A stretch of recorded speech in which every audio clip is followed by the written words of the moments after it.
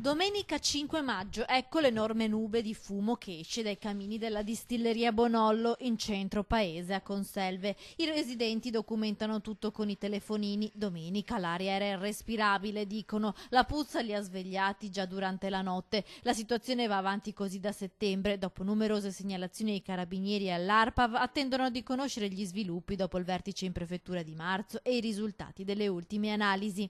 Quello che ci fa arrabbiare è che almeno in apparenza nessuno sembra fare attivamente e in tempi brevi qualcosa che ci sia utile per vivere dignitosamente. Guardate le immagini girate da una mamma. Ecco come ha ritrovato i giochi dei figli dopo averli puliti solo un giorno prima. Indecente, indecente, indecente.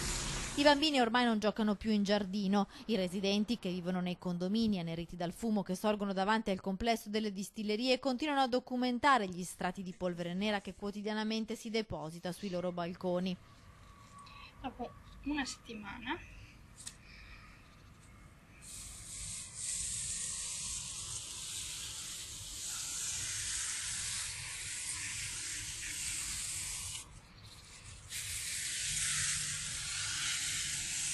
dentro, tra l'altro, neanche fuori, cioè dentro a dove si chiude il balcone, quindi finestre chiuse o aperte,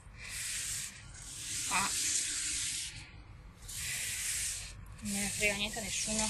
La rabbia mista a preoccupazione visto che i depositi dei fumi entrano anche quando le finestre sono chiuse. Lì non ci vado neanche perché tanto qua non viene più via.